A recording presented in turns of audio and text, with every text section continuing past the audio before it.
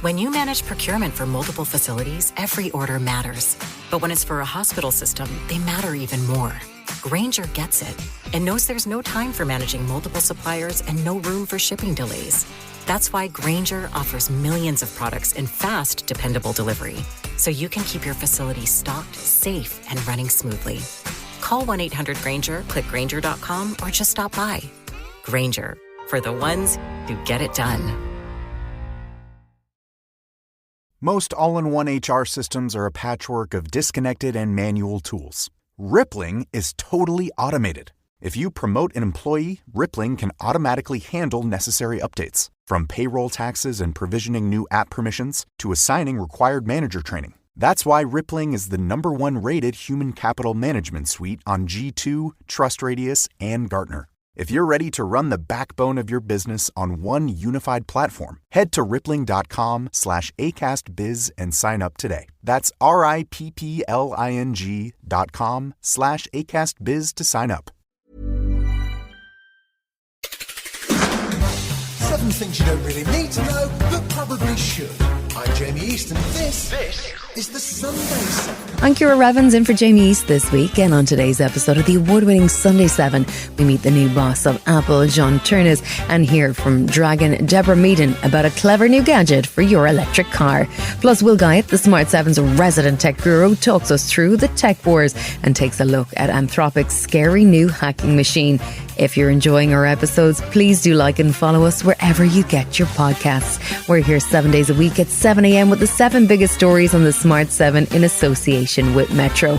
Before we get started, though, it was on this day in 1986 that one of the 4 reactors at Russia's Chernobyl nuclear plant exploded. The accident sent a cloud of radioactive dust across Europe after an experiment went wrong and caused a meltdown, which ultimately affected millions of people across Europe.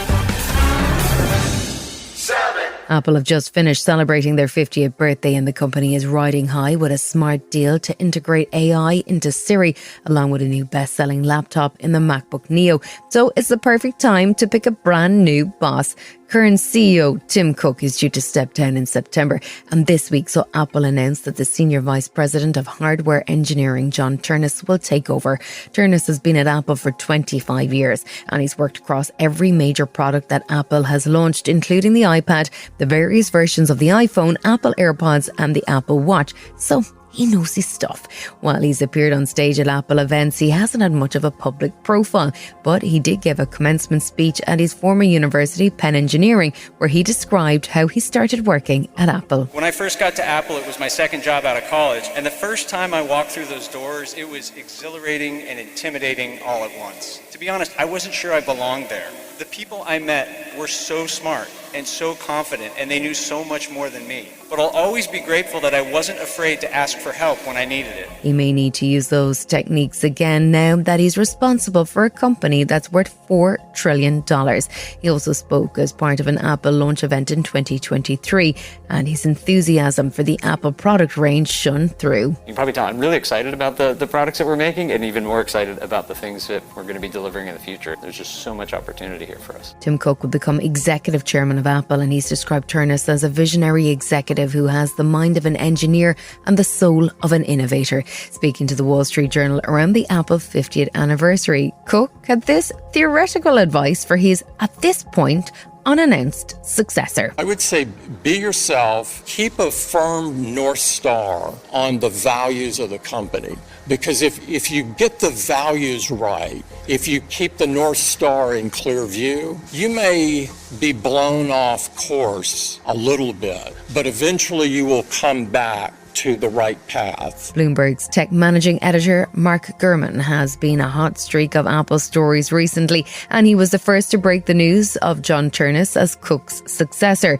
He says that John Ternus is a hugely exciting appointment. I think he's going to do a hell of a job in this new role. He has product sensibilities that Tim Cook simply doesn't have. He has product decision-making ability that Tim Cook certainly had, but wouldn't utilize because he himself knows that product-based decisions is not where he could have the most impact. Just like Tim Cook really oversaw the operations part of Apple as the CEO, my expectation is that John Ternus will be intimately involved with the product side of the organization as he was in his prior role to CEO, and will leave the operational side to be people who run the operations division at Apple, supply chain, manufacturing, procurement, Apple Care, you name it. Sunaiana Sinha Haldea is the global head of private capital advisory at Raymond James, and she told BBC News that Apple enjoyed phenomenal growth under Tim Cook, but that for the new CEO Ternus, there are some serious challenges ahead. You're looking at one of the most valuable public companies on the planet in Apple, but John has a huge task ahead of him, which is the pivot to AI. Apple has been said to have been left behind in this AI reinvention of tech companies, and it's done this major deal with Google's Gemini now, and it's up to John to roll that out and stay ahead of the zeitgeist when it comes to AI.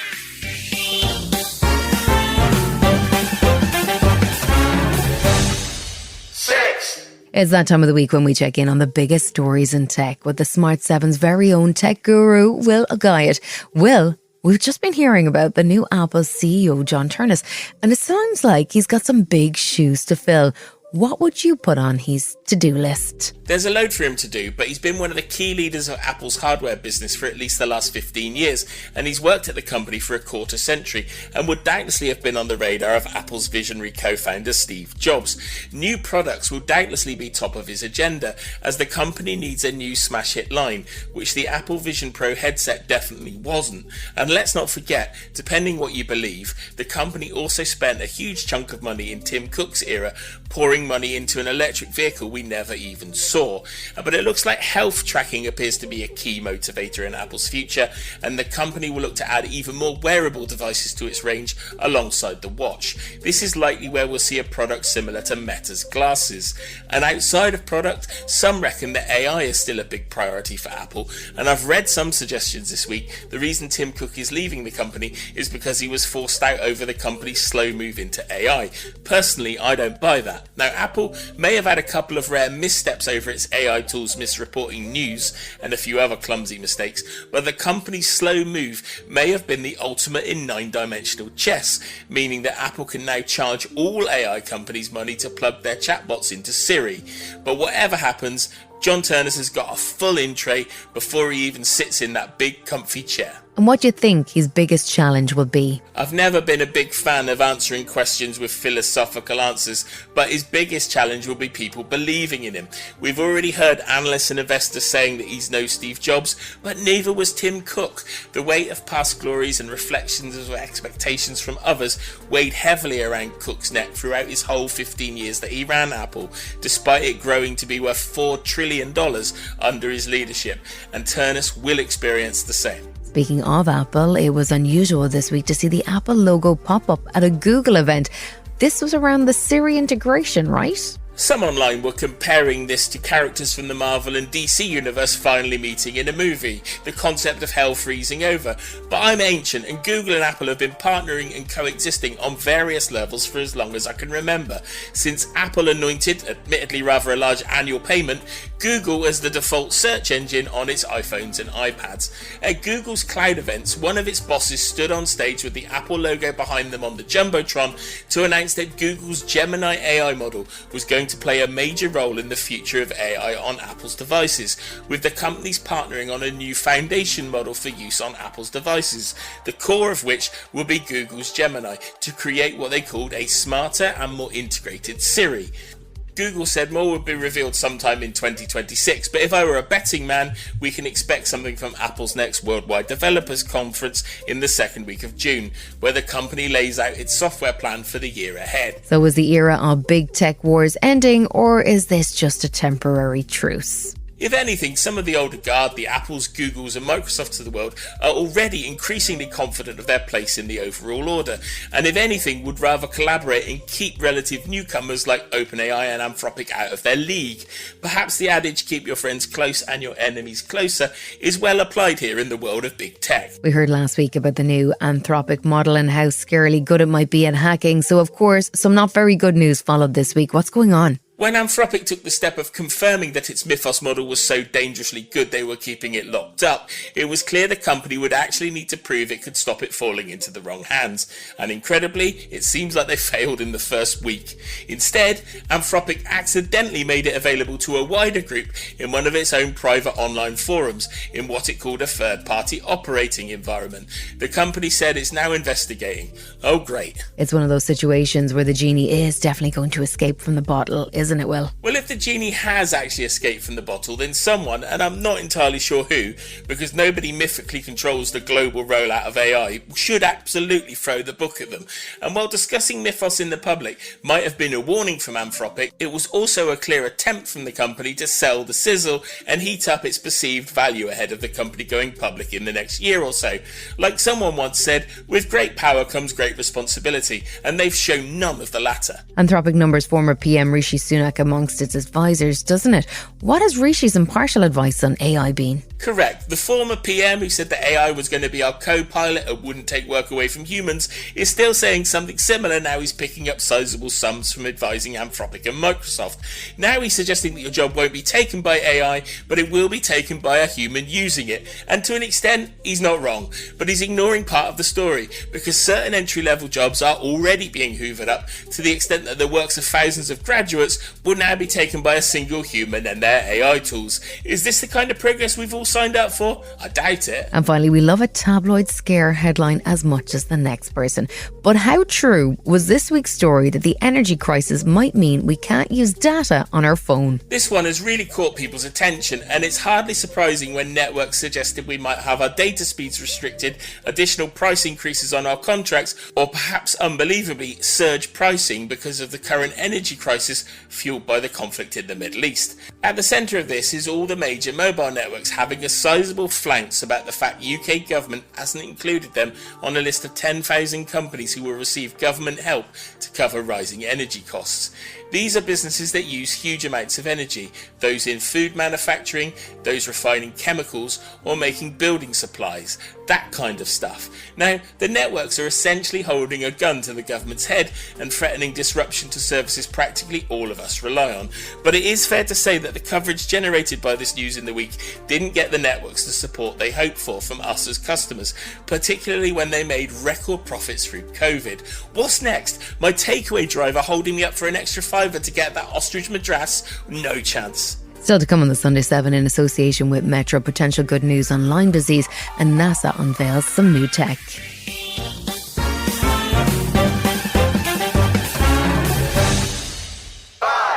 Lyme disease is spread by the tiny tick, but it can cause huge problems for humans.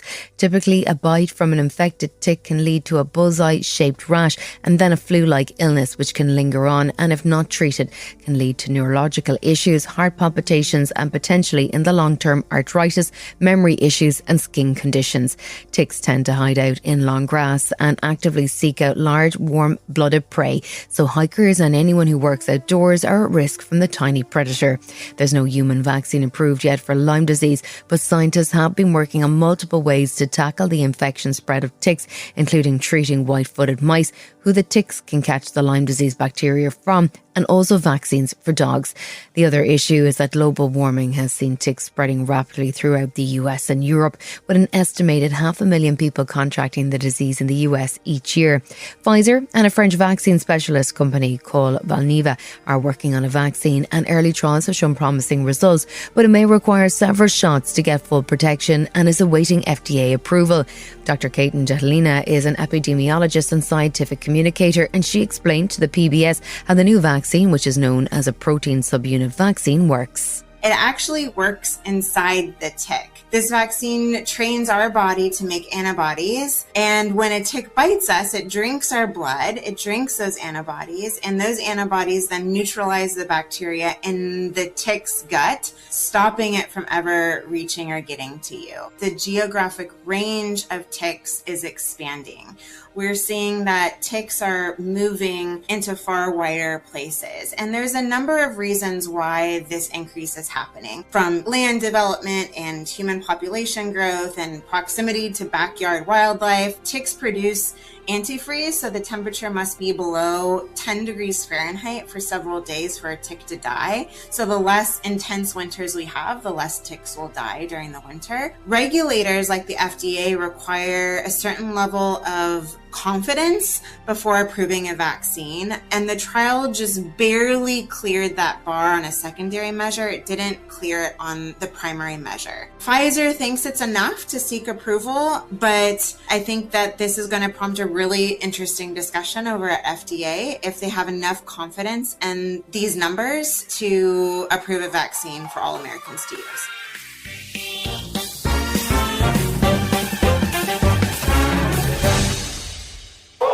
US Space Agency NASA is pretty busy at the moment. Not content with their new focus on the moon, they're also busy working on a new space telescope that they say will reveal new details of the universe. It's called the Nancy Grace Roman Telescope and it's designed to search outside of our solar system for signs of life. It's only 12 metres long but equipped with massive unfoldable solar panels and is due to be launched via SpaceX in September ahead of schedule. NASA Administrator Jared Isaacman says it's a big upgrade on existing telescopes like Hubble. The impressive Nancy Grace Roman Space Telescope is now fully assembled, has completed testing, and is undergoing the final preparations before it'll be shipped to Kennedy Space Center to soon take its place among America's great observatories alongside Hubble and the James Webb Space Telescope. Roman will investigate dark matter, dark energy, and the structure of the universe itself, and accelerate the future of discovery of potentially habitable planets outside our solar system. If you're a keen observer of the stars from Earth, then you might already be up to speed on International Dark Sky Week. It took place last week and sees communities encouraged to switch off unnecessary lights so that the full majesty of the stars can be observed. But there's also a movement to switch out traditional street lighting for darker or red-coloured lights, which have a hugely positive impact on local wildlife. Rune Brandt Hermannsson is a Danish lighting consultant who specialises in low-impact lighting. Every light source we put up changes some balances, moves things around, makes it easier for some animals to find a mate, get food, and makes it harder for someone else. We need to take care and try to change and affect our surroundings as little as possible. And a lot of lighting is actually there for no one's sake. I'm not an advocate that we should not have lighting for humans. I'm an advocate that we should try and have as little lighting as we can so we can offer more darkness for nature. The town of Gladsaka in Denmark has taken a lead on switching to red street lighting, which is particularly beneficial for bats. Mayor of Danish town Gladsaka, Serdal Benli, says that the sustainability is too important not to make changes. I hope that we can help inspire other municipalities to join the bandwagon here, because it is quite important that we think about sustainability, think about biodiversity all the way around, because that is what we owe to future generations. We owe it to our planet and to those we share this planet with, namely to all living beings on this planet. Still to come on the Sunday 7 in association with Metro Dragon, Deborah Meaden wants a word about electric vehicles, and we celebrate Earth Day. Right after this. Most all-in-one HR systems are a patchwork of disconnected and manual tools. Rippling is totally automated. If you promote an employee, Rippling can automatically handle necessary updates, from payroll taxes and provisioning new app permissions to assigning required manager training. That's why Rippling is the #1 rated human capital management suite on G2, TrustRadius, and Gartner. If you're ready to run the backbone of your business on one unified platform, head to rippling.com/acastbiz and sign up today. That's rippling.com/acastbiz to sign up. Have you ever been stuck on a weight loss plateau? Trying everything and anything you can to lose that extra weight and reach peak health? We've all been there, but Noom's unlocked the secret to reaching the mountaintop. Go in micro. The Noom GLP-1 microdose program starts at $79 and is delivered to your door in 7 days. Start your microdose GLP-1 journey today at Noom.com. That's Noom.com. Noom. Micro changes, big results. Initial 3-week subscription and 4 weeks of medication from $79 plus tax and $179 per month plus tax for 12-week subscription thereafter. Final pricing depends on program selection. Noom GLP-1 RX program involves healthy diet, exercise, and support. Individual results may vary. Meds and personalization based on clinical need. Not reviewed by FDA for safety, efficacy, or quality. No affiliation with Novo Nordisk Inc., the only U.S. source of FDA-approved semaglutide. Not available in all 50 U.S. states. Welcome back.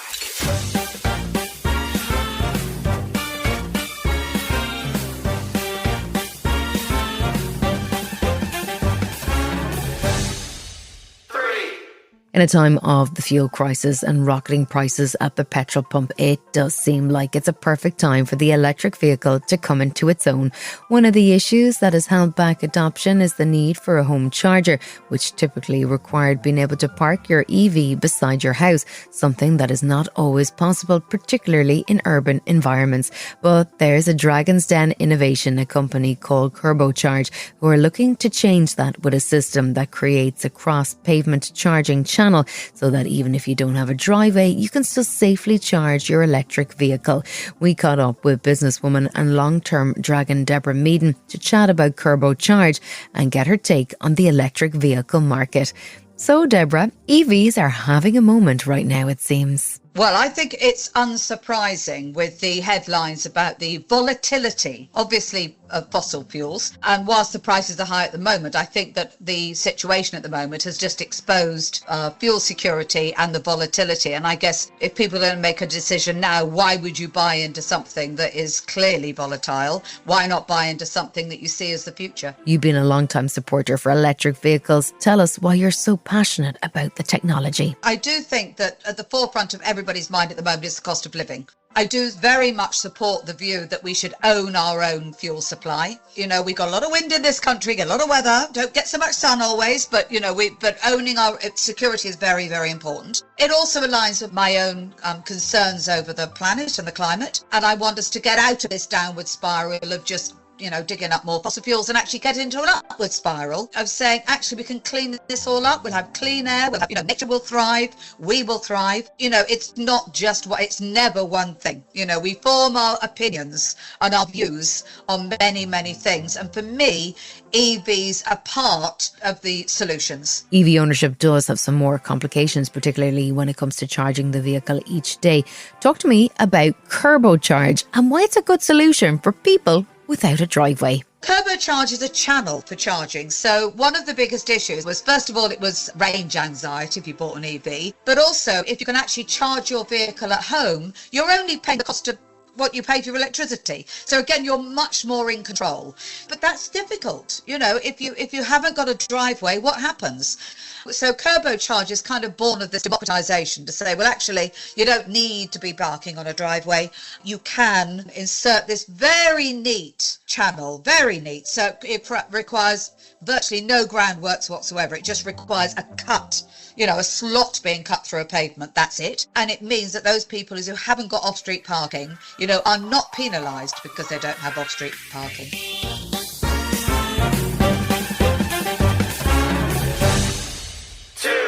If you were asked to name the UK's tech town, you might struggle. It's not London or Oxford. Instead, it's Barnsley, which was officially awarded the title by the government in February. The idea is that Barnsley in West Yorkshire, which has a population of about 70,000 people, will be the perfect location to test AI technology and see how it works in the real world. The scheme, which will see AI roll out across public services and in schools, colleges and the NHS, is meant to be a blueprint for a wider rollout across the UK. Local residents are being given free AI courses and access to tools intended to make their lives easier. This week's BBC's The One Show took a trip to Barnsley to see how the experiment is going. Daniel Wright is Programme Manager for Digital and Creative at Barnsley College. We have the highest number of Microsoft Innovative Educator experts of any institution in the UK to support students. So we know that when they go into the workforce, they are AI ready for what these employers are looking for. We're trying to be the first to try out new things. People will start to see us as leaders within this area. Local businesses are also getting involved, rolling out new tools, and local plastic manufacturer Naylor has been given the AI upgrade. Chief Executive Edward Naylor says the simple things like using AI to calculate how to load their trucks has been hugely helpful. In the pre-AI days, it was all educated guesswork. You'd assemble a load and find you couldn't get it all on. And what we have now, thanks to AI, is a science which allows us to get exactly the right quantity on the lorry. From our point of view, it's more revenue. From the planet's point of view, you've got fully laden lorries going out rather than lorries with blank spaces on them. I think AI will take away boring, repetitive jobs, and it will allow people who want to develop skills to progress and really move up the skill chain. The UK's Technology Secretary Liz Kendall spoke to 5 Live's Matt Chorley this week about how she uses AI and the fact that she's still cautious about where she uses it. I use AI personally rather than at work, I've got to be honest. I'm much more likely to use it in my personal life. I think we are using it across government. It's certainly not written any of my laws that we're doing around social media and online safety.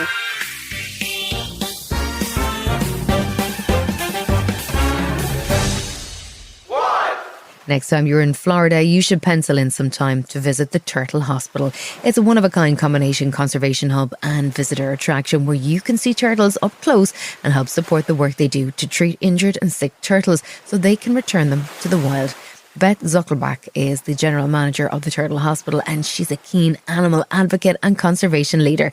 To mark Earth Day this week, crowds gathered to watch the Turtle Hospital team release Nutella, a sea turtle who the hospital had rescued just 4 months earlier.